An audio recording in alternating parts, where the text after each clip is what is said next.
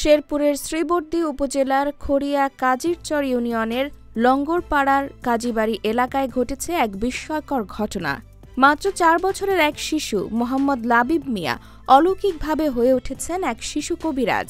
তার ঝাড়ফুঁক দেওয়া পানি ও তৈল ব্যবহার করে সুস্থ হয়ে উঠছেন অসংখ্য রোগী। ফলে প্রতিদিন ভিড় করছেন শত শত নারী পুরুষ সহ নানা বয়সী মানুষ। অনেকের কাছে শুনলাম যে বাচ্চাটা তেল করে দেয়, পানি করে দেয়, কলাও করে দেয়, ইনশাল্লাহ মোটামুটি ভালো হয়ে গেছে। ও এই খবর শুনে অনেক দূর দূরান্ত লোক আছে, ঢাকা তো লোক আসছে, মামি সিং তো লোক আসছে, তেল ভরে নিছে, পানি ভরে নিয়ে গেছে, টাকা টুকে হাতলে একটা টাকাও নেয় না। এই বাচ্চারা কোনো টাকা পয়সা নেয় না, চিকিৎসা করতেছে, আল্লাহ না আরাম হইতেছে। জানা যায়, স্থানীয় বাসিন্দা আব্দুল আওয়ালের পুত্র মোহাম্মদ লাবিব মিয়া কয়েক মাস আগে আচমকা আলোচনায় আসেন। তার মা আকস্মিকভাবে গুরুতর অসুস্থ হয়ে পড়লে পরিবারের সদস্যরা তাকে সুস্থ করতে চিকিৎসকের দ্বারস্থ হন। তেমনি কোনো ফল না পাওয়ায় এক পর্যায়ে ছোট্ট লাবিব মায়ের জন্য পানি পড়া দেন। বিস্ময়ের বিষয়, পানি পড়া দেওয়ার কিছুদিনের মধ্যেই তার মা সুস্থ হয়ে ওঠেন। এই ঘটনা ছড়িয়ে পড়লে এলাকার মানুষজনের মধ্যে ব্যাপক কৌতূহল তৈরি হয়। এরপর থেকে অসুস্থ রোগীরা একের পর এক ছুটে আসতে শুরু করেন লাবিব মিয়ার কাছে। শিশুটির সরলতা ও কোমল ব্যবহারে মানুষের বিশ্বাস আরও গভীর হয়।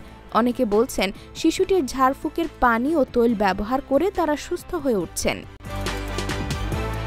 আমরা শুনছি যে লঙ্গরপাড়া একটা ছোট শিশু পোলাপান করবে যে শিখছে, আমরা এসে তো ওষুধ পাতি নিয়ে খাইছি, পেটের ব্যথা জ্বালা পোড়া বালা হয় নাকি, সেই ফোন আইয়া মনে করেন তেল পরি পানি পরি দিলে বলে পেটের ব্যথা বালা হয়ে যাবে, সেই কারণে আমরা আছি। সব মিলিয়ে 4 বছরের এই শিশু কবিরাজ এখন শেরপুরের খড়িয়া কাজিরচর ইউনিয়নের কাজীবাড়ি এলাকার মানুষের কাছে এক বিশাল আশার নাম হয়ে উঠেছে। Sherpur civil surgeon doctor Mohammad Shahin বলেন, এটা সম্পূর্ণ কুসংস্কার। চিকিৎসা বিজ্ঞানে এই পদ্ধতিতে রোগ মুক্তির কোনো ভিত্তি নেই। এই ব্যাপারে খোঁজ নিয়ে ব্যবস্থা নেওয়া হবে।